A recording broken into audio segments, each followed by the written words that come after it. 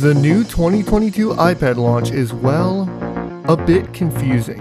Apple did some cool new things with the 10th generation iPad. They redesigned the body to be almost identical to the more modern looking iPad Air. Apple also gave this iPad the faster A14 processor. And they finally moved the front-facing camera to the top middle bezel for use in landscape mode. However, there are some major catches. This iPad will cost $120 more than the previous base model. That is a crazy price hike for a quote-unquote base model. It also only supports the Apple Pencil first generation, which means you'll need a special Lightning to USB-C adapter. This may be the most Apple thing that Apple has ever appled, and certainly not in a good way. Don't even bother with this hunk of junk. Either buy the 9th generation iPad, which I have as a backup and it works just fine, or you could even buy the nearly identical 2020 iPad Air refurbished for almost exactly the same price and still get more features.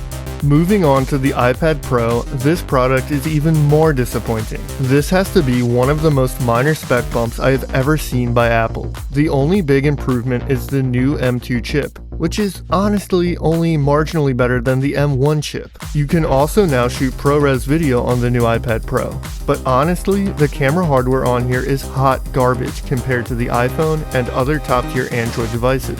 Don't be like this weirdo, just use your damn phone.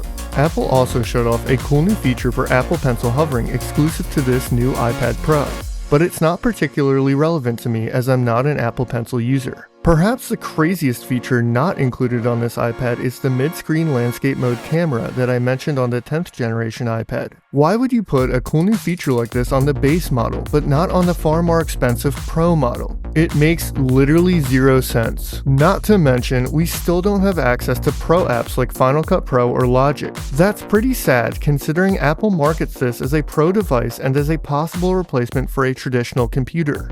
Hey, what you doing on your computer? What's a computer? They keep giving us performance improvements with new chips, yet they don't give us the software to justify it. iPadOS runs perfectly fine on my now 2-generation-old 2020 4th generation iPad Pro. This thing is still an absolute powerhouse and offers 95% of the features that the 5th and 6th generations bring to the table. And from what I've heard, the 3rd generation 2018 iPad Pro is fairly comparable as well. If you're coming from a much older iPad, this may be a nice upgrade for you. But if you already own a 3rd, 4th, or 5th generation iPad Pro, don't even bother.